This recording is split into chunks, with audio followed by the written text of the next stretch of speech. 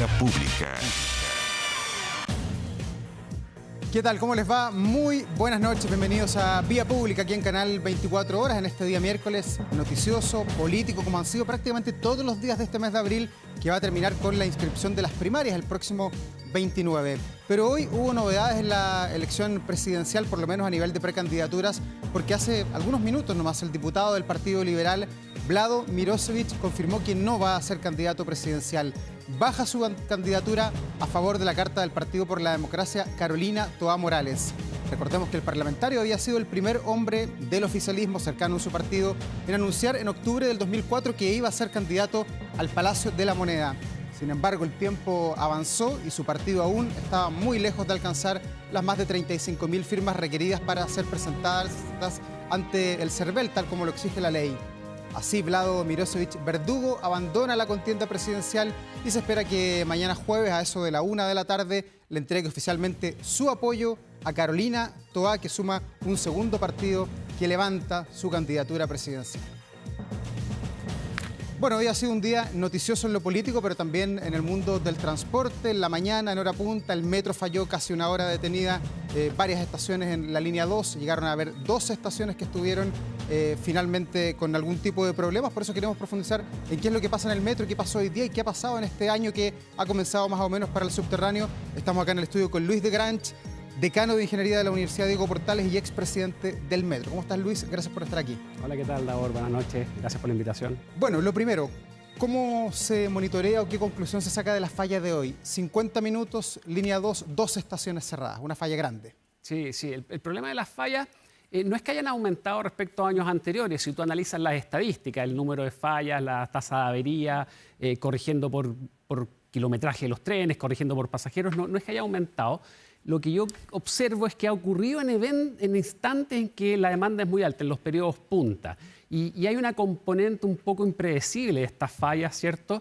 Y han ocurrido este año, ¿cierto?, en periodos punta que han tenido un impacto muy fuerte, pero si tú comparas fríamente las cifras oficiales, las cifras históricas de Metro y las comparas incluso con otros países, la verdad es que no ha habido peoras al respecto. Ya, pero muchos apuntan también, y es cosa de escuchar lo que pasa en la calle, escuchar a los sindicatos también, de que hay problemas de mantenimiento, sobre todo porque la falla de hoy fue la línea 2, que es de las antiguas, del año 97, falló la línea 1 la semana pasada, falló la línea 5 en el verano. Son todas las líneas antiguas, las líneas neumáticas de alguna manera. ¿Algo pasa allí? Hoy día falló la línea 5, efectivamente. Sí. Y las líneas automáticas, que son las líneas nuevas, como en todos los metros del mundo, presentan una tasa de fallas mucho más baja. Es como cuando te compras un auto nuevo respecto a un auto de hace 15 años, por supuesto que va a fallar menos el auto nuevo que el auto antiguo. Pero yo insisto, o sea, si corriges por pasajeros, corriges por kilometraje de los trenes y comparas, por ejemplo, con el año 2024, el año 2023, el año 2022, las diferencias no son tan grandes. Ya, pero nos apuntaría que hay una fatiga de material, porque hoy día falló la línea 5, la línea 1 falló la semana pasada y la línea 2 falló en el verano. Todas fallas de más de 10 minutos que tienen un impacto en todo el transporte. ¿No hay un problema ahí con líneas antiguas, con tener el sistema neumático, el sistema de energía que va por los rieles y no por arriba como tienen las líneas nuevas? Sí, pero esa es una condición de base, ¿ya? Tú tienes que comparar, por ejemplo, las fallas de la línea 1 con las fallas de la misma línea en años anteriores, o las fallas de la línea 5, la línea 2 con fallas en la misma línea en los años anteriores.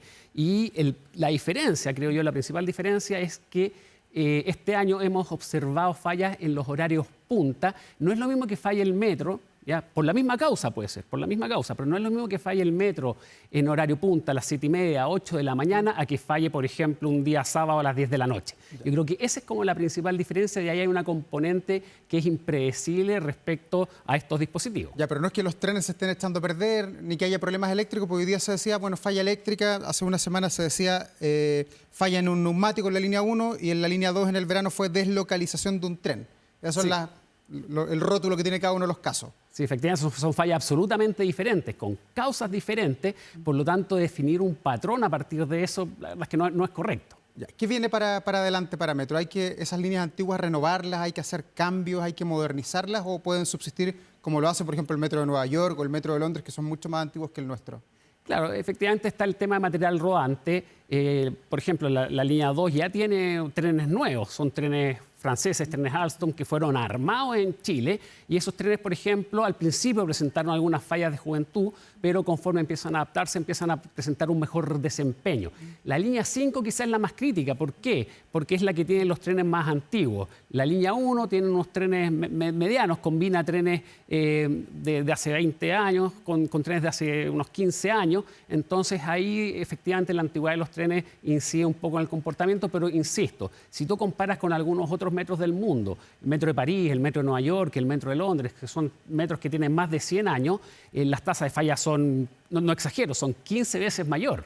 Claro, pero que nos falta quizás redundancia en las líneas, y lo pregunto porque la línea 5, que es la que falla hoy día, que conecta lugares estratégicos de mucha población, Maipú con la Florida, o sea, de extremo a extremo de la ciudad, es una de las líneas que es de las más largas del mundo, tiene más de 30 kilómetros. ¿Creció muy ambiciosamente el metro en cada una de sus líneas? Porque esta es demasiado larga, quizás. No, yo sí estoy de acuerdo con lo que mencionas tú respecto a la redundancia. Eso es lo clave.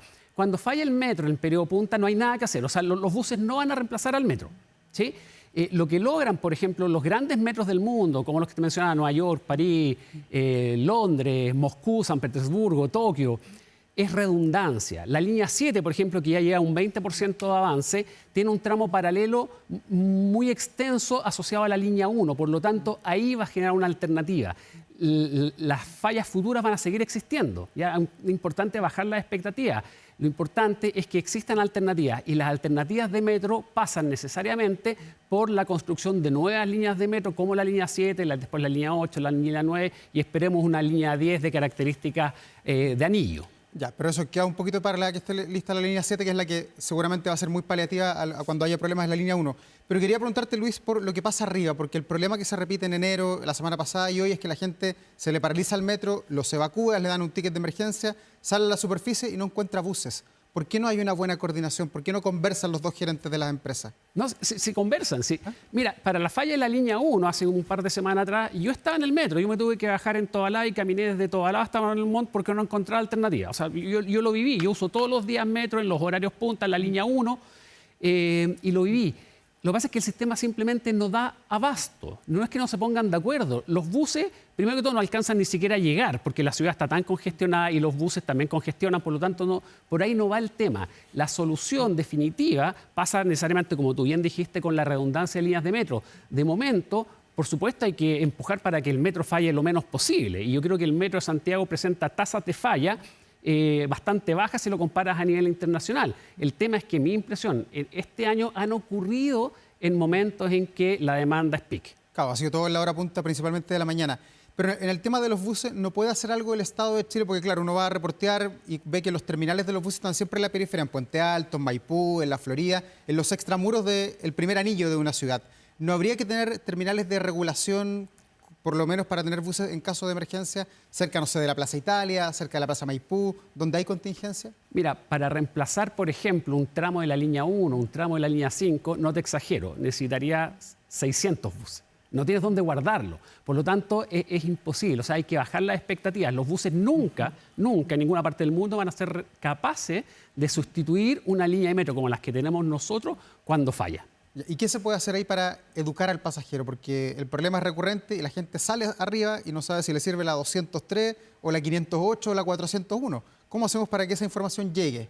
Claro, yo creo que hay un desafío distinto que es muy importante, que está asociado a la comunicación. Sí. Y ahí, por supuesto, que son las autoridades de transporte las que deberán gestionar la comunicación a los pasajeros. Y yo creo que ahí hay mucho margen de mejora. Ya, pero ¿cómo lo hacen otros metros? Porque el de Londres vive fallando también. Y la gente sale a la superficie, un sistema que quizás es más enredado que el nuestro, pero sabe la gente qué micro tomar para el sur, para el norte, para el oriente y el poniente. Sí, efectivamente, pero cuando falla una línea de metro en Londres, que a veces fallan durante una semana entera, sí, esta parada, ¿sí? Londres tiene 420 kilómetros, ya por lo tanto tiene mucha más alternativa. Tienes 4 o 5 líneas a veces para satisfacer el mismo servicio con una tasa de ocupación bastante más baja que la nuestra. Por lo tanto, la solución no pasa por disponer de un recorrido de buses que no te va a servir, ¿ya? Porque no se la pueden los buses para esto.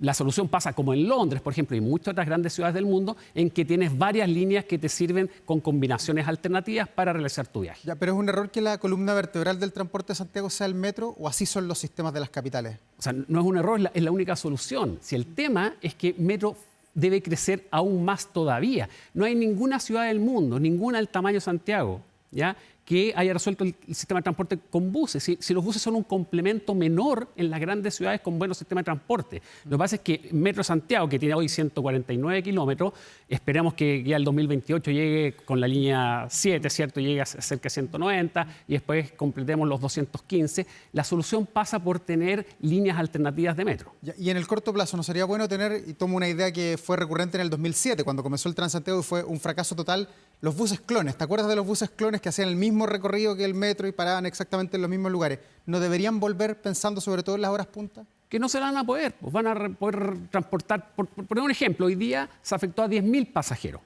Estos buses clon, en un bus clon, ¿cuántos pasajeros te caen? Calculemos. Te caerán 60 pasajeros. 80, unos parados, claro. Ya, efectivamente, necesitarías 100 buses para transportar. Por lo tanto, un tema es matemático el tema. No dan abasto los buses. Además, los buses congestionan, van parando en los semáforos. Por lo tanto, tienen otra serie de dificultades. No es la alternativa. Ya. ¿Las vías exclusivas tampoco?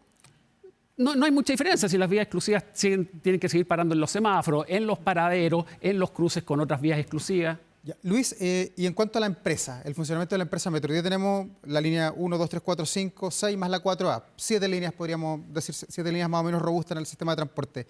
Ahora vienen más líneas, va a llegar la línea 7 y otras más que están en proyecto. ¿Debe crecer también la empresa Metro en cuanto a su gobernanza, por ejemplo? La gobernanza está bien. Si Metro funciona bajo la ley de sociedades anónimas, que eso es lo que lo hace tan virtuoso. Metro, si bien es una empresa estatal del Estado de Chile, cuyo accionista es Fisco y Corfo específicamente, funciona bajo la ley de sociedades anónimas y eso le da una musculatura de empresa privada que es muy, muy virtuoso eso. Tiene que seguir creciendo, pero no en gobierno corporativo. Tiene que seguir creciendo con, por ejemplo, más talleres de mantenimiento, más áreas específicas, más relación con las comunidades. Por supuesto que hay espacio de mejora, de crecimiento, pero distinto al gobierno corporativo, creo yo. Ya, pero sí más trabajadores, más gente que esté con las manos con grasa, por ponerlo de alguna manera. Es que conforme vaya creciendo con nuevos servicios, con nuevas líneas, se va a requerir más equipos de mantenimiento, más equipos en estaciones, por ejemplo, más equipos de comunicaciones, más equipos de seguridad.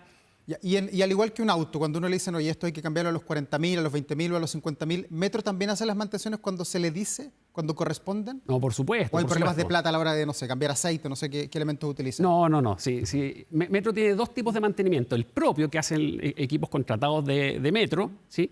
Y equipos externos, que son, por ejemplo, equipos de Alstom o de CAF, que son los dos proveedores de Metro. Y entonces, dependiendo del contrato que haya, son esos dos equipos que trabajan juntos y hay traspaso de conocimiento y eso funciona bien. Pero como te decía, o sea, todos los metros del mundo presentan fallas, el Metro Santiago presenta en promedio, ¿ya? Es una tasa de fallas bastante baja si lo comparas con otros metros del mundo. El tema es que este año han ocurrido esas fallas en momentos pique. Ya, y no se puede descartar que vuelvan a ocurrir mañana, por ejemplo. Eso nunca se sabe, es muy incierto. Por supuesto que no hay que descartar y hay que aterrizar las expectativas. Tenemos un tremendo metro, no exagero cuando digo que es el mejor metro de América. Va a seguir fallando a futuro, vamos a tener esta conversación nuevamente. El desafío es que esa tasa de falla sea lo más baja posible. Claro, y cambiar la cultura de los pasajeros, que sepan qué hacer cuando esto pasa.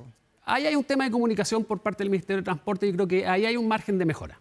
Luis, vamos a otro tema que también tiene que ver con el transporte, porque el 15 de mayo, y ya estamos a 16 de abril, entra en vigor ya la ley de grabado de las patentes, donde tenemos que tener grabado en los que tenemos vehículos la patente en las lunetas de los espejos y al menos en 4 vidrios de los vehículos.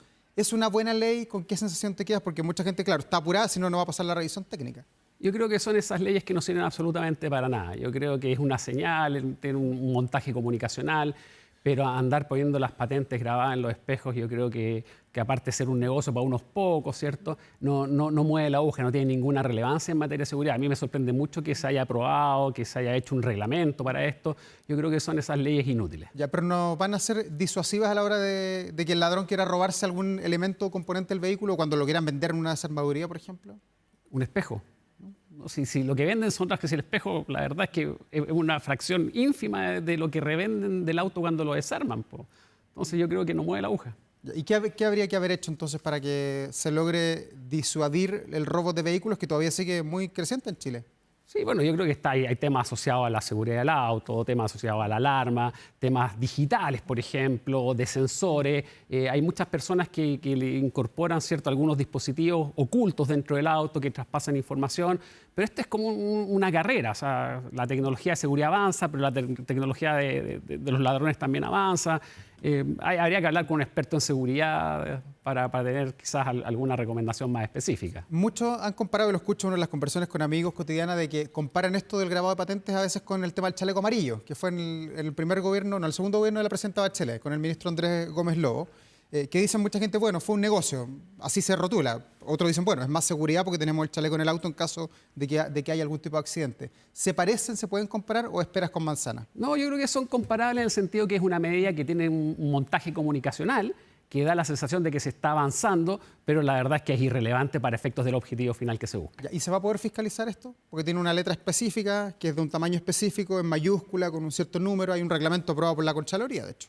Sí, o sea, por supuesto que se puede fiscalizar, pero a mí lo que me daría como pena es que dediquemos recursos para fiscalizar eso en vez de fiscalizar otras cosas que son mucho más relevantes, como por ejemplo el nivel de contaminación de los vehículos, de los camiones, temas de seguridad, comercio ambulante. Es decir, hay otras áreas asociadas a la seguridad real de las personas que son mucho más relevantes de fiscalizar y que esos recursos los tienes que usar ahí y no preocupados de que si es que tienes la patente grabada en el espejo. ¿Debió haber sido esto quizás solamente para los autos nuevos, de aquí para adelante y no con todo el parque vehicular que tiene Chile? Yo creo que no es necesario. Yo creo que no es necesario ni para los viejos ni para los nuevos. Ya. Bueno, bastante crítico, Luis, de la ley que entra en operación en un mes más. Y respecto al plan de contingencia para este fin de semana, estamos a puerta de un fin de semana largo, van a salir 460.000 autos de la región metropolitana, es además el primer fin de semana largo del año 2025, hay peaje a Luca, un montón de planes de contingencia que lo han hecho todos los gobiernos, algunos resultan, otros no tan bien. ¿Se puede hacer un buen plan de contingencia con la cantidad de autos y con las pocas carreteras que tiene Chile? Bueno, siempre tenemos que considerar que la infraestructura está diseñada para los en momentos más representativos. Cuando en algún momento hay una fuga de vehículos, una salida de vehículos demasiado excepcional, taco va a haber siempre. ¿Por qué? Porque la infraestructura no se diseña para 3, 4 fines de semana al año, sino se define para la mayoría de los casos. Por lo tanto, sí va a haber taco. Yo creo que las medidas como el peaje a Luca, la reversibilidad, el 3x1, por ejemplo, que se cambia, que se adapta a la oferta, a la demanda, yo creo que todas esas cosas ayudan. Pero acá, si uno quiere evitar el taco, va a ser difícil. Y quizás si tiene la posibilidad de viajar muy temprano, de madrugada, quizás se puede evitar, pero hay que armarse de paciencia. ¿Y por qué a Chile le cuesta tanto desarrollar proyectos de infraestructura? Porque seguimos repitiendo y probablemente mañana nosotros mismos como canal vamos a estar mirando la ruta 68 que va a estar colapsada y muchos van a decir, bueno, ¿por qué no hay ruta alternativa? ¿Por qué no está el tren todavía disponible? ¿Por qué nos cuesta tanto avanzar en nuevos proyectos? Pero te hago la siguiente pregunta. A ver. ¿Vas a duplicar la infraestructura vial para 4 fines de semana al año? Yo no lo haría. Yo no lo haría porque me parece que sería un costo excesivo. ¿Ya? Como país tenemos muchas otras prioridades. Por lo tanto, que en determinados fines de semana largos, en determinados horarios, haya taco, yo creo que es parte de las condiciones de oferta y demanda. Uno no diseña infraestructura que cuestan cientos de millones de dólares para 4 fines de semana al año. Entonces es importante bajar la expectativa al respecto. Pero los peajes son caros. O sea, ir a Viña del Mar, a Valparaíso, son 2 peajes de 4.200 pesos, si no me falla la memoria. Y el automovilista dice con toda razón, bueno, pagar por esto casi 9.000 pesos es una locura. Pero el 98% de los días funciona bien. Pues hay un 2% de los días en que hay taco y que es normal que así ocurra, porque si no significa que tendrías infraestructura ociosa. Ya, pero no, o sea, tú dices que no estamos cerca de tener otra ruta, por ejemplo, para ir a Valparaíso, de tener un tren bala. Hay uno que anunció el presidente Boric también que va por el interior. ¿No le ves viabilidad a esos proyectos, por lo menos en el corto plazo? O sea, a mí me gusta el proyecto que anunció el presidente Boric respecto al tren por Limache, ¿ya? Que es un tren que va por Licanray, ¿o no? No, Licanray no. Por Yayay. Efectivamente, sí. Porque es un tren con vocación suburbana. Es una especie como melitren, pero para el sector norte. ¿Ya? No es un tren rápido. No tiene sentido hacer un tren rápido Santiago-Valparaíso, porque ganarle al auto es muy difícil. Hay un buen servicio de buses también. Por lo tanto, esta conexión suburbana, rural, que va más por el norte, por Colina, por Limache, Yayay, yo creo que por ahí tiene mucho más sentido y a mí me gusta mucho ese proyecto. Ya. Y camino al norte y camino al sur, ¿qué podemos hacer? Porque la ruta 5 sur es como la línea 1 del metro de Santiago. O sea, colapsa el metro, lo hablábamos al inicio de esta entrevista, colapsa, no sé, la ruta 5 a la altura de Talca y Chile queda partido en 2. ¿Qué hacemos por ahora en ese lugar? Claro, yo creo que, bueno, los servicios ferroviarios siempre ayudan y hay que pensar en una ruta alternativa. Yo sí soy partidario de pensar en una ruta 5 paralela, no seguir expandiendo la ruta 5 actual, ¿ya? Porque por una parte es muy, muy cara y yo creo que no te da la redundancia que te da una ruta paralela. Yo creo que es mejor tener una alternativa ya que para empezar es mucho más barata y tiene mucho más sentido, porque si es que falla la Ruta 5 tienes esta otra opción. Entonces yo creo que ya el Ministerio de Obras Públicas, me imagino que estaba pensando en proyectos de este tipo. Ya, pero carreteras para autos, eso es lo que tú dices. Para camiones. Sí. Acuérdense que los vehículos de carga también requieren esta infraestructura, los buses, es para todo. Ya, y en las líneas de tren, porque muchos dicen, y ven también, hemos visto que Chile está progresando a nivel de trenes, que llegan trenes nuevos, que se están reabriendo tramos. ¿Cuándo vamos a poder conectar el país, por ejemplo, desde Santiago hasta Puerto Montt? ¿Eso es una utopía pensarlo hoy día? Mira, tú podrías ofrecer un servicio, pero ganarle al avión, por ejemplo, es muy difícil. El avión se demora 1h30, 2 horas, contra 10, 12 horas que se puede demorar en tren, ¿ya? Por otra parte, están los servicios de buses que son mucho más baratos. Entonces, yo creo que Chile tiene ventaja en materia ferroviaria, pero a nivel suburbano. Por ejemplo, Temuco, Padre Las Casas, Puerto Montt, Alerce, Puerto Vara, Coquimbo La Serena, por ejemplo. Yo creo que esos son proyectos que tienen mucho más potencial, esa vocación suburbana de conectar los sectores rurales a la urbe. Yo creo que eso tiene mucho más potencial. Y conectar Chile por mar, que uno tome un barquito en Valparaíso y llegue hasta Talcahuano. ¿Cuándo va a ser posible? Churra, porque ahí hay mucho lobby, hay mucha gente que no quiere, otros que sí quieren. El famoso cabotaje. Efectivamente, yo creo que ahí hay un desafío más para la carga. Yo creo que el tema de cabotaje, la ley de cabotaje aplicada a la carga tiene más sentido que aplicada a pasajeros, porque los barcos son muy lentos para temas de pasajeros, para esas largas distancias. O sea, competir, como te decía, al avión ya va a ser imposible en términos de calidad de servicio de cara al pasajero. Pero sí, para materia de carga yo creo que hay harto que explotar en materia de transporte marítimo. Claro, pero se podría ir, no sé, de Valparaíso a Coquimbo. Como uno navega, no sé, en Europa de un lugar a otro, 2 horas, 3 horas, es como ir arriba a un bus. Y todo resulta bien. Sí, pero yo creo que te demoran más de 2 o 3 horas por mar de Santiago a Coquimbo. Ya, pero eso no se ve viable en el corto plazo. En materia de pasajeros, yo creo que no lo veo factible en comparación con la alternativa terrestre o aérea. Ya, ¿y en medios aéreos, estamos mejor o estamos peor? Yo creo que hay una oportunidad muy, muy interesante de mejorar las opciones entre ciudades intermedias. Yeah. Yo creo que hoy en día tenemos un hub, que es Santiago, muy, muy fuerte, o Concepción, ¿cierto? Pero yo creo que hay vuelos locales en el sector norte, por ejemplo, entre Arica y Antofagasta, por ejemplo, o entre Arica y Coquimbo. Yo creo que hay opciones de vuelos intermedios que podría explotarse y quizás yo creo que se puede generar una oferta atractiva para ese tipo de viaje. Ya, pero ¿es caro volar en Chile hoy día? A pesar de que hay líneas low cost, yo siento, y esta es una percepción personal, de que hasta la pandemia íbamos bien, con líneas que eran atractivas para el pasajero en cuanto a los precios. Hoy día está todo caro. Sí, yo creo que efectivamente no nos hemos recuperado post-pandemia, por decirlo de alguna forma. Yo creo que previo a la pandemia teníamos un mejor servicio, que era más barato y que de cara al pasajero también era un mejor servicio. Hoy en día el servicio de cara al pasajero tienes más transbordos que antes no tenías, por ejemplo, es más caro, te están cobrando más cosas. Yo creo que ahí quizás hay algo de competencia que se podría impulsar y las líneas aéreas, yo creo que las opciones low cost o alternativas podrían mejorar un poco el nivel de oferta. Luis, te quiero preguntar por otro tema que tiene que ver con el transporte, con los autos acá que nos iluminan. Muchos de ellos son Uber, muchos de ellos probablemente están transportando pasajeros que tomaron el servicio a través de las aplicaciones. Chile ha aprobado recientemente la ley Uber. Va a entrar en vigor en los próximos días probablemente. ¿Es una buena ley así como quedó o eres crítico también? Porque hay varios expertos que dicen, bueno, es muy buena y otros dicen no, es más o menos nomás. Ya, es importante separar la ley del reglamento. La ley fue del 2023 y el reglamento es el que se aprobó ahora por Contraloría. Yo creo que la ley fue diseñada mirando 30 años atrás. Fue diseñada basándose en el decreto 212 del año 94, que era para regular la entonces industria de taxis básicos. ¿Ya? Y se mantuvo eso. Los techos amarillos. ¿Ya? Efectivamente. Yo creo que ahora no se está aprovechando la disrupción tecnológica que tienen las aplicaciones tipo Uber. Yo creo que se está regulando, entre comillas, como si todo fuese taxi básico. Y esa no es la idea. La gracia que tienen las aplicaciones tipo Uber es la flexibilidad. Ya es que ingresen vehículos, que salgan vehículos, que el usuario lo agarre rápidamente, que el tiempo de espera sea bajo. Por lo tanto, esa ventaja yo creo que no se está aprovechando con la nueva ley. Por el contrario, se va a reducir mucho la oferta. Son exigencias que son innecesarias, que no se aplican en muchos otros países. Incluso en Dinamarca, por ejemplo, los vehículos tipo Uber están integrados al sistema de transporte, con las bicicletas, con el metro, con los buses. Y yo creo que acá es una visión sesgada, incorrecta en mi opinión, y que se busca restringir la oferta que va a afectar a los pasajeros, a los vecinos de comunas rurales, periféricas, regiones, y por lo tanto va a generar más daño que beneficio. O sea, porque hoy día en las comunas periféricas el Uber es como un suple al transporte público. O sea, toma una persona en un sector rural y lo lleva hasta el metro o hasta el terminal. Eso es lo que hace hoy día Uber en la periferia. Efectivamente. De hecho, tú ves, por ejemplo, en las nuevas extensiones de metro, de la línea 2 a San Bernardo y la línea 3 a Quilicura, un 20% de los viajes en Uber llegan a esas estaciones. Por lo tanto, es un servicio que es muy complementario al metro.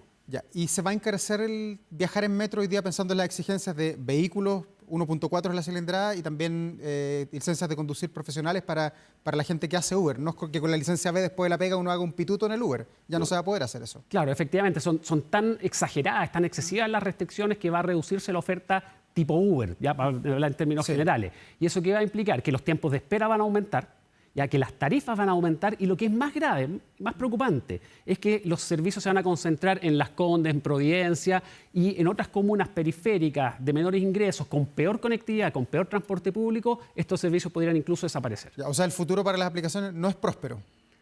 Porque Mira, si es caro, la gente probablemente no lo va a preferir, pues va a andar en metro, en micro, en el taxi techo amarillo. yo creo que existe una opción de legislar nuevamente mirando hacia 30 años adelante, no hacia 30 años atrás. Yo creo que esa opción existe desde el punto de vista del Congreso, pero también cuando las leyes son demasiado malas, no se aplican, no son posibles de aplicar, no se respetan. Entonces eso también es un riesgo que está corriendo el Ministerio de Transporte. Ya, ¿y por qué se aprueban estas leyes que no gozan de tanta popularidad? Porque es variopinto el Congreso, hay de lado y lado y me imagino que miradas diversas sobre los temas. Sí, pero una cosa es la ley y otra cosa es el reglamento. La ley es más general, el reglamento aterriza, especifica más cosas. Y este reglamento depende exclusivamente del Ministerio de Transporte, no del Congreso. Ya. Y es ahí donde está la madre del cordero, de alguna manera. Yo creo que las dos. La ley no es buena, la ley es muy decimonónica, es muy anticuada, es decreto 212 del año 94, eso es lo que rige en términos generales la ley, pero el reglamento lo que hace es poner una serie de restricciones que son, en la práctica, eliminan el 80 al 85% de los servicios. ¿Habría que haber mirado algún otro país que reguló esto? Porque Chile se demoró, ¿cuánto? Casi 15 años en regular finalmente Bueno, este tema. efectivamente, en Estados Unidos, en Inglaterra, hay que mirar Europa y muchas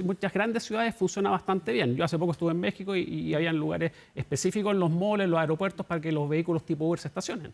Luis de Grancha, ha sido un placer conversar contigo esta noche de muchos temas, del metro, que es lo que nos convoca, pero también de lo que está pasando con las ruedas, con los aviones, en el mar y en muchas cosas más. Gracias por estar aquí. Encantado, que estés muy bien. Gracias, buenas noches.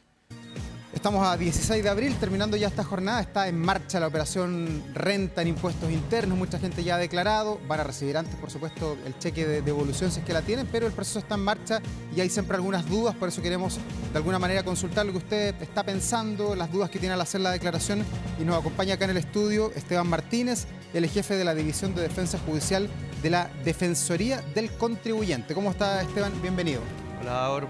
Gracias. Bueno, ¿qué es la Defensoría del Contribuyente? ¿Este organismo es del Estado también y es como que se enfrenta al Servicio de Impuestos Internos? ¿Es la antítesis o no? ¿Cómo lo interpretamos? Efectivamente, la Defensoría del Contribuyente es un servicio público que forma parte de la administración del Estado, ¿ya? Nosotros efectivamente somos un organismo autónomo, ¿ya? Y que venimos a ser como una forma de contraparte del Servicio de Impuestos Internos, ¿ya? Lo que hacemos básicamente es proteger los derechos de los contribuyentes. Todos los contribuyentes, tú, yo, la señora, el señor que nos está escuchando en este momento, somos contribuyentes porque en definitiva pagamos impuestos. Todos nosotros tenemos derechos de los contribuyentes y que la Defensoría del Contribuyente está llamada a defender y resguardar esos derechos de parte del Servicio de Impuesto Interno, Tesorería y Aduanas. Es un organismo nuevo que está desde el 2022. 2022, es poquito, Sí. es nuevo. Esta es Sí. su tercera declaración de impuestos, o la segunda, ¿o no? La tercera, La tercera. técnicamente, Ya, exactamente. ¿Y cómo van las consultas? ¿La gente utiliza, tiene dudas, les escribe a ustedes, les plantea sus inquietudes? Bueno, efectivamente, ahora nosotros somos en servicio público, digamos, el último que se ha creado por ley y tenemos una particularidad. Todos nuestros servicios deben ser prestados de manera online, ¿ya? Entonces, ¿qué es lo que hacen los contribuyentes? Tienen que ingresar a www.si.cl y ahí nos llegan a nosotros las consultas. Para hacerte solamente un barrido, el año pasado, mediante charlas, atendimos a más de 10.000 contribuyentes a nivel nacional. Consultas mediante la página web nos llegaron más de 2.500 y hoy día en este proceso de Operación Renta están llegando alrededor de 30 consultas de contribuyentes diarias. ¿Y cuáles son las dudas que se repiten? Porque lo que hace la mayoría de las personas es ingresar con su clave de impuesto interno y dice declarar utilizando propuesta, el formulario F22 y ahí uno se va siguiente. Claro, ¿Qué efectivamente. le pasa a la gente que termina hablando con ustedes? A ver, en lo que es el contexto de la Operación Renta hemos recibido muchas consultas respecto a, por ejemplo, contribuyentes que emiten boleta de honorario. Ya hay contribuyentes que emiten boleta de honorario y resulta que existen inconsistencias con la información que tiene el Servicio de Impuesto Interno. ¿Qué es una inconsistencia? Inconsistencia, bueno, ¿Puede ser desde la fecha que esté mal puesta? ¿Eso puede ser? o sea, puede ser todo en realidad. ¿Qué es lo que es la Operación Renta? En términos muy sencillos. La operación renta es un cruce de información que hace el Servicio de Impuesto Interno entre la declaración que hace el contribuyente con la información que tiene el Servicio de Impuesto Interno de parte de los agentes retenedores y agentes informantes. Los agentes informantes y retenedores tienen que declarar mediante una declaración jurada a partir de febrero de cada año y la operación renta parte en abril. Entonces, cuando el contribuyente declara su impuesto y es inconsistente con la información que ya tiene el Servicio de Impuesto Interno, aparece una observación y eso es una inconsistencia en su declaración de impuestos. Ya, ¿y eso puede ir por algo de forma, de que esté mal escrito, de que falte una letra, o tiene que ver con números, con que no se hizo la retención que está ahí en la glosa? Generalmente es por números, que puede ser tanto por monto e incluso por fecha. Por ejemplo, una boleta de honorarios que uno cree que la emitió, por ejemplo, en enero de 2024, pero en realidad la emitió en diciembre de 2023. Esas son inconsistencias que el Servicio de Impuestos Internos tiene esa información y resulta que cuando uno lo va a declarar, genera esta observación. ¿Y si esa observación está, no va a poder recibir su declaración, su monto de devolución de impuestos? La respuesta concreta es sí, la puede recibir esa devolución siempre que pueda subsanar esa inconsistencia. ¿Y eso cómo se subsana? ¿Se escribe a la página que usted dice de la Defensoría y allí se presta una ayuda por teléfono, online, por chat? ¿Cómo funcionan? Bueno, nosotros tenemos 7 servicios disponibles a todos los contribuyentes. El de la orientación, mediación, representación administrativa, representación judicial, queja, acompañamiento y educación. ¿Ya? Nosotros tenemos este barrido, digamos, de servicios de cara a los contribuyentes y lo que nosotros hacemos es explicarle al contribuyente en términos sencillos, claros, por qué se dio esta inconsistencia y qué es lo que tiene que hacer. En otras circunstancias nosotros también podemos representar al contribuyente. ¿Y qué es lo que hacemos? Nosotros presentamos solicitudes ante el Servicio de Impuesto Interno a nombre del contribuyente con el objeto de subsanar esta inconsistencia y que se liberen las devoluciones de impuestos. ¿Y qué tan robusta es la Defensoría? Porque muchos organismos de repente dicen, bueno, tenemos muchas facultades, lo veíamos recién con la observación que hizo la Contraloría sobre la Superintendencia de Electricidad y Combustible, de que hacía ahí alusión de que no había tanta gente. ¿Cómo están ustedes de tripulación para enfrentar estos desafíos? A ver, de tripulación, bueno, comentarte que el año 2022 recién nacimos, ¿cierto? Éramos 7 funcionarios, hoy día vamos a ser 65 con el proyecto, con la ley ya de la 21.713, la idea es llegar a más de 80 y el próximo año más de 100 funcionarios. Para aclarar, en lo que es representación administrativa hemos tenido más de un 86% de efectividad de cara al contribuyente, o sea, en general nos va bien. En orientación, como te comenté, hemos tenido más de 1.800 solicitudes de orientaciones y en mediación, la mediación es una tremenda herramienta donde básicamente consiste en sentar en una misma mesa al contribuyente y el Servicio de Impuesto Interno con objeto que lleguen a acuerdo. Y todas las mediaciones que hemos presentado han sido de una u otra manera beneficiosas para los contribuyentes. ¿Y las observaciones mayoritariamente se repiten en el pequeñito, en la persona individual que hace su boleta y que con esa plata vive a fin de mes, o los grandes empresarios son los que tienen estos problemas? Todos de ahora. Como te comenté, las observaciones surgen por inconsistencia. La inconsistencia puede ser de una boleta de honorario, ingresos, pueden ser, por ejemplo, por gastos, si es que tenemos un contribuyente, un emprendedor, como también puede ser crédito, créditos de arrastre. Entonces pueden ser un sinnúmero de inconsistencias que se pueden generar y esto produce una observación y que puede derivar en por ejemplo, una retención de una devolución de impuestos o incluso en un cobro de impuestos. ¿Cómo vamos ahora? Porque estamos a 16 de abril, estamos terminando la jornada, estamos más o menos en la mitad, todavía queda harto tiempo para hacer la declaración y bueno, queda harto por delante, pero ¿cómo sienten que vamos en el proceso? ¿Los chilenos mayoritariamente han cumplido ya con el trámite o estamos procrastinando el tema y dejándolo para última hora? Bueno, hasta el 8 de abril se habían presentado más de 1.300.000 declaraciones. ¿Ya? La Defensoría del Contribuyente, dentro de todas sus facultades, está también la de realizar informes de carácter general y sistemático. Y en ese contexto que estamos evaluando permanentemente cómo va el proceso de Operación Renta y para este año en particular, nosotros entendemos que la Operación Renta ha ido de una manera correcta, sin perjuicio que han habido intermitencia, por ejemplo, en la página web. En general se ha aportado bien la página del servicio, se han generado buenas propuestas y si bien existen observaciones, por ejemplo, el día de hoy ya se comunicó que se habían autorizado devoluciones y estas se van a pagar el 25 de abril. Esteban, ¿y qué tan engorroso ha sido el tema de los arriendos? Porque esto se incorporó como herramienta al Servicio de Impuestos Internos del año pasado, ahí ya no sirve el F22 utilizar propuestas, sino que uno tiene que rellenarse, si es que tiene alguna propiedad, colocarse la tiene arrendada, si usufructo, hacer meterse ahí Sí. en el sistema. ¿Cómo ha funcionado eso? El año pasado recuerdo que hubo muchas dudas de Sí. los usuarios que decían, bueno, no entiendo nada. Sí. A ver, efectivamente, para efectos de lo que son los arriendos acogidos al DFL2, existe un beneficio que es básicamente que por los 2 primeros propiedades que se hayan adquirido y acogido a este decreto con fuerza de ley, no pagan impuesto por la explotación de estos inmuebles, es decir, por los arriendos. Ahora, efectivamente, la página del Servicio de Impuesto Interno, con el objeto de facilitar el cumplimiento, ha implementado un asistente. Efectivamente, el asistente es medio engorroso. Y lo que nosotros hemos hecho con aquellos contribuyentes es explicarle en términos sencillos cómo se utiliza, cuáles son los términos que se deben tener presentes al momento de utilizar este asistente. Por ejemplo, cuál es la diferencia entre un arriendo y un usufructo, ¿ya? ¿Cuál es la diferencia entre una comunidad o propietario en forma plena? O el uso agrícola, que también a uno le preguntan esto de uso agrícola, no sé, porque uno cree que vive en un sector urbano, pero capaz que sea agrícola. Exactamente. Por ejemplo, hemos tenido muchas consultas respecto a información que no está actualizada respecto a la propiedad de los propietarios, valga la redundancia. Entonces, claro, el contribuyente puede pensar de que una propiedad está a su nombre y que efectivamente está a su nombre, pero la base de datos del Servicio de Impuestos Internos no está actualizada. Ahí nosotros, ¿qué es lo que hacemos? Le explicamos cómo hacer un paso a paso de cómo actualizar el nombre del propietario en la base del Servicio de Impuestos Internos para que justamente no se generen inconsistencias. Ya, pero ¿ustedes le ayudan a hacer el trámite o ustedes le hacen el trámite al contribuyente que está problemado? Sí, nosotros orientamos, lo representamos, pero no hacemos trámites. ¿Pero qué es orientar? Porque puede decir, oye, métase a la página web de allá y soluciona el problema. Sí. ¿Qué tipo de orientación es? Nosotros lo que hacemos es, le explicamos en términos sencillos y claros, en lenguaje coloquial al contribuyente, qué es lo que tiene que hacer, cuáles son los pasos y le hacemos una guía de dónde tiene que hacer clic, qué es lo que tiene que hacer y qué es lo que tiene que decir. Ya, pero igual le miran su problema individual. Absolutamente. O sea, le miran su boleta que está observada, su propiedad. Exactamente. Que no sé qué. Bueno, y eso es un tremendo tema, Davor, porque nosotros hoy día no tenemos toda la información que tiene el Servicio de Impuestos Internos. Entonces, ¿qué es lo que necesitamos? Es la información que el contribuyente nos pueda aportar.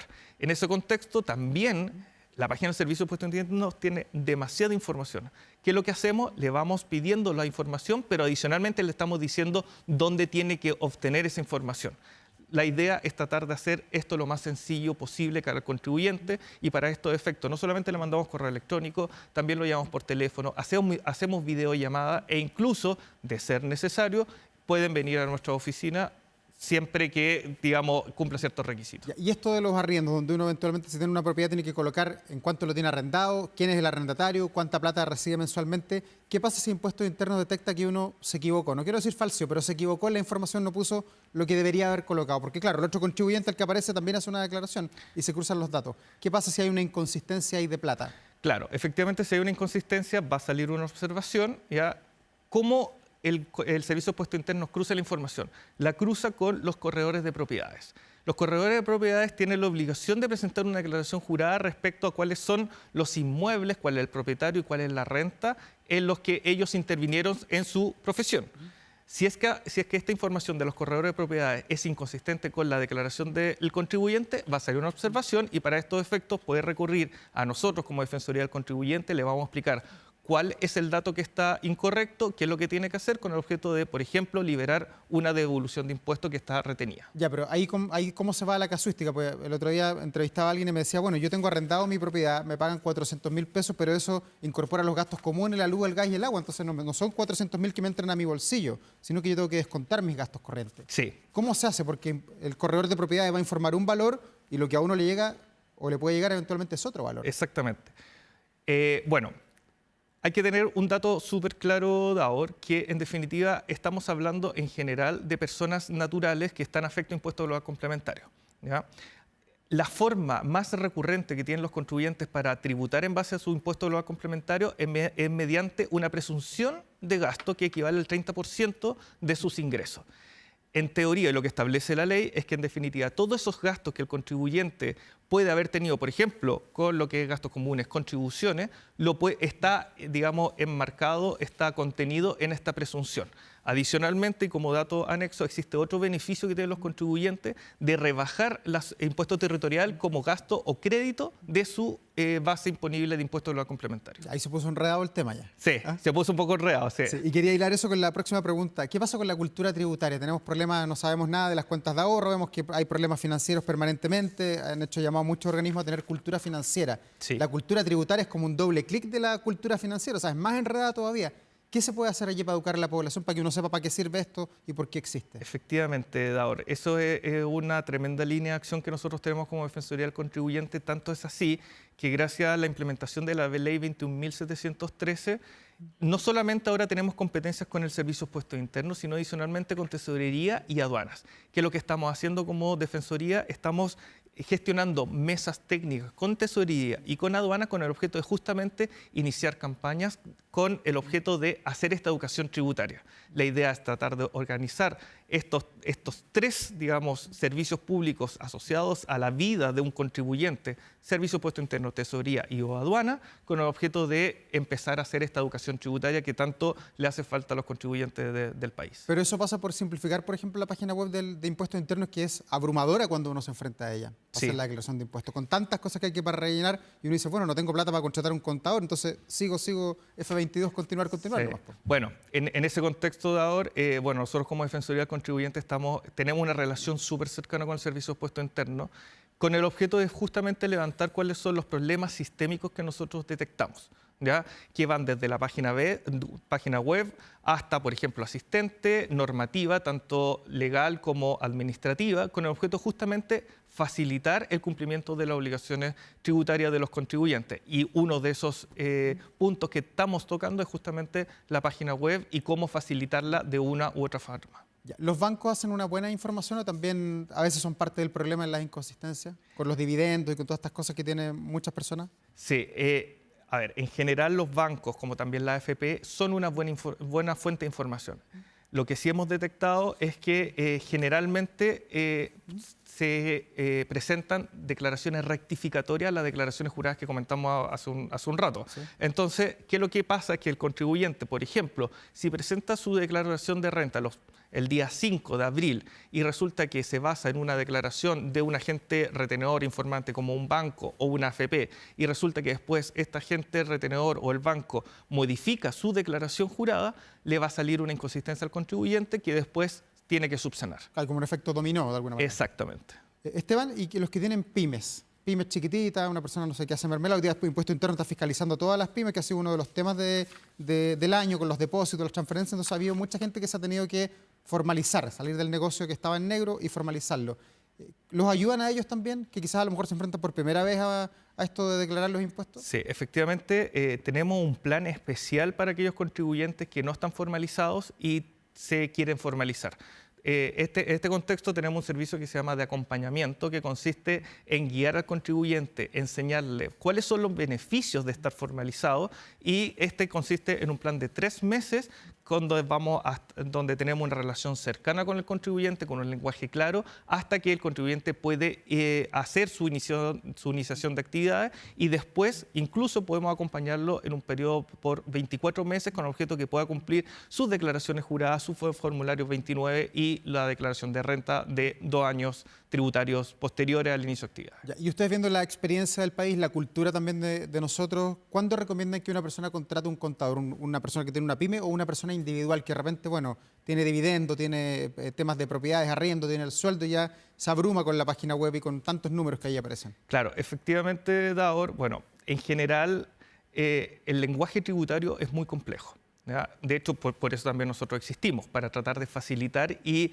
llegar de una manera más sencilla y clara al contribuyente. La respuesta correcta debe ser siempre usted debe estar asesorado por un contador. Ya. Ahora, sin perjuicio de ello, para efectos de la declaración de las personas naturales, la página web del Servicio de Impuesto Interno contiene los elementos necesarios para que el contribuyente pueda hacer su propia declaración. Y en el evento en que tenga alguna observación puede recurrir a nosotros y nosotros lo vamos a ayudar con el objeto de resguardar sus derechos o bien, por ejemplo, que se respete la ley. ¿Qué personas están obligadas a hacer la declaración de impuestos? Porque he conversado ahora que contaba que lo iba a entrevistar a usted esta noche y varios me decían, no, yo no hago la declaración de impuestos. Sí. ¿Quién la tiene que hacer? ¿Cuándo es obligatorio hacerlo? A ver, para las personas naturales, voy a regular.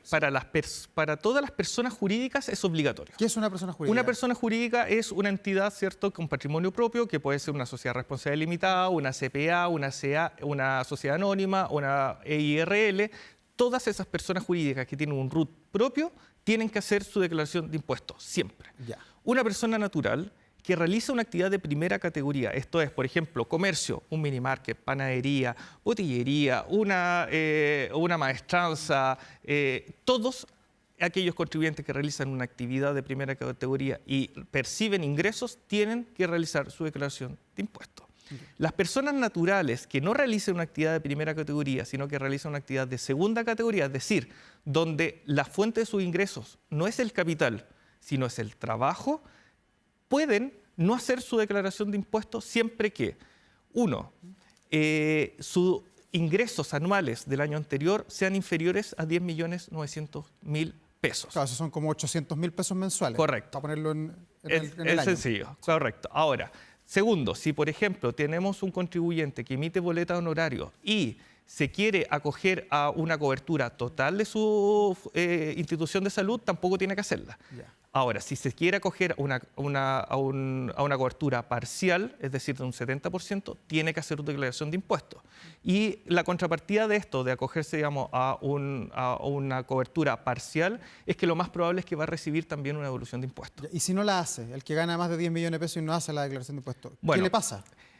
Bueno, nuestro Código Tributario tiene ciertas sanciones, entre ellas, por ejemplo, no presentar o presentar extemporáneamente su declaración de impuestos, que va a una multa de una UTM a una UTA. Eso estamos hablando de 60.000 pesos a 860.000 pesos. ¿Y eso es cobrable eso?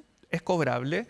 Lo que hace el Servicio de Impuesto Interno, si es que detecta esta situación, emite un giro y esto es cobrado por Tesorería y Tesorería eventualmente puede iniciar incluso un juicio ejecutivo con el objeto de poder recaudar esa multa no pagada. Ya, Esteban, ¿y los extranjeros que están legales en nuestro país, que tienen documentos, tienen que hacer también este mismo trámite? Siempre que cumplan estos requisitos, básicamente 10.900.000 pesos, si obtienen más de 10.900.000, si es que, por ejemplo, tienen más de 2 empleadores, por ejemplo, también, si es que obtuvieron el préstamo solidario en pandemia 2020-2021, también tienen que presentar su declaración de impuestos si los inmigrantes que son legales tienen que hacer su declaración. Ya, y para los que ganan un poquito más de dinero, más de 10 millones a lo largo de un año calendario, Sí. hay tramos de impuestos, hay Sí. que pagar el 4%, el 8%, el 13%, el 23%, el 30%, hasta el 40% dependiendo de los ingresos. Correcto. ¿Cómo se hace el corte ahí? Porque usted conoce mejor los tramos, pero 40 millones si gana 50, sube y cambia el porcentaje y hay gente que hace como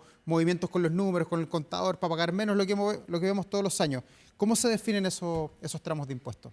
A ver, esos tramos de impuestos es una escala que es proporcional, ¿ya? Que en definitiva lo que hace es va gravando por tramos los impuestos con el objeto de que en definitiva el que gane más pague más. El 40%, que es lo máximo, en el fondo. Efectivamente, pero si por ejemplo estoy en el tramo de los 30 millones, se tiene que pagar alrededor del 12% y así sucesivamente. Entonces, ¿qué es lo que establece la ley? Establece la posibilidad, como te comentaba, de tanto determinar todos los ingresos que el contribuyente percibió, como también los gastos presuntos que el contribuyente puede rebajar, y así también hay ciertos créditos que el contribuyente puede también imputar, por ejemplo, que son beneficios.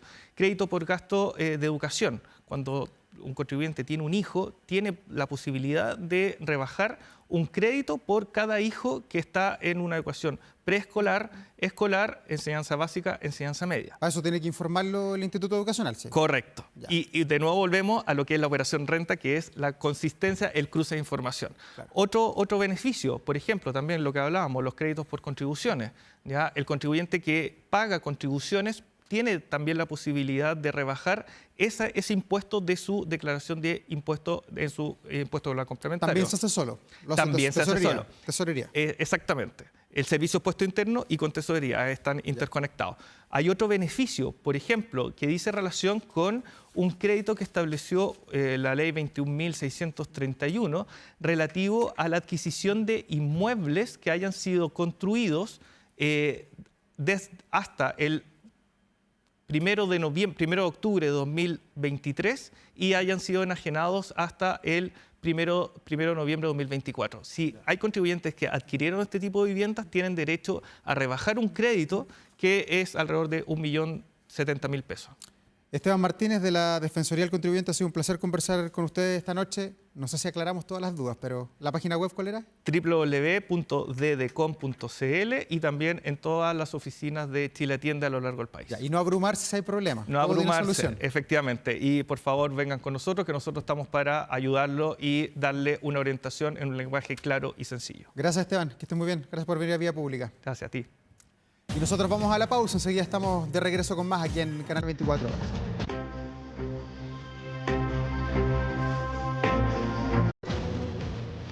Y ya estamos de vuelta en este Vía Pública, 11 de la noche con 56 minutos. Hicimos un balance importante de lo que ha pasado en el transporte en Santiago y también lo que está pasando en las carreteras de nuestro país. A puerta de un fin de semana largo que va a ser muy noticioso de seguro por la salida masiva al norte, al sur y a la costa de nuestro país. Pero hay más informaciones. Veamos qué publica a esta hora nuestro portal 24horas.cl con informaciones políticas. Ahí vemos a Evelyn Matei, la candidata presidencial de Chile Vamos, que hoy día ha estado en la polémica. Publicó esta tarde un video en sus redes sociales para aclarar declaraciones que han generado amplia polémica y que se referían al golpe de Estado de 1973. La izquierda distorsiona groseramente mis dichos, es lo que ha rectificado la candidata presidencial Evelyn Matei luego de una entrevista que ella dio en la mañana en Radio Agricultura, donde se desató un verdadero vendaval político con muchas declaraciones cruzadas por las eventuales omisiones que ella hizo en esa entrevista. Por lo menos ese fue el tenor de las declaraciones que hubo, incluso del presidente Gabriel Boric, que tuiteó sobre el tema. ¿Cómo está Santiago hoy día? Bueno, Santiago está otoñal, ha estado todos estos días más o menos medio helado en las mañanas, pero lo cierto es que la temperatura ha repuntado considerablemente en las tardes. Y así se viene el panorama para el fin de semana. Tenemos fin de semana largo, con Semana Santa, con el conejito que debería llegar el día domingo, para alegría, por supuesto, de los niños de nuestro país. Van a estar bien gratas las temperaturas, sobre todo en las tardes, aunque claro, las mínimas todavía van a estar muy bajas, porque ya comenzamos el tránsito para el mes de junio, julio, donde ya comienza el invierno y Santiago va a estar más helado, ojalá no tan contaminado como suele ocurrir a veces en nuestra capital. De fondo, como siempre, escuchamos buena música. Ayer hablábamos de Silvio Rodríguez, hoy hablamos de él, que es muy conocido también acá en nuestro país, el gran Emanuel, porque este miércoles 16 de abril, que ya se está yendo, uno de los máximos exponentes de la balada pop celebra nada menos que 70 años.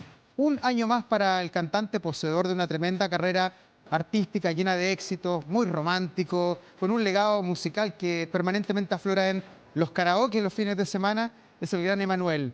Su carrera artística es tan exitosa que ha vendido más de 35 millones de discos y ha sido galardonado con múltiples premios internacionales. Su presencia en el escenario, su estilo, su interpretación lo han convertido además en un ícono muy querido por varias generaciones en América Latina, en España y también acá en Chile. Sus éxitos, bueno, muchos. ¿Cuál quizás es el más conocido? ¿Cuál le gusta a usted? A mí me gusta La Chica de Humo, que es una de las canciones incombustibles que aparece permanentemente en cada una de las fiestas. Con el gran Emanuel nos despedimos en este Vía Pública. Como siempre, usted siga el canal 24 horas. Esté muy bien. Buenas noches.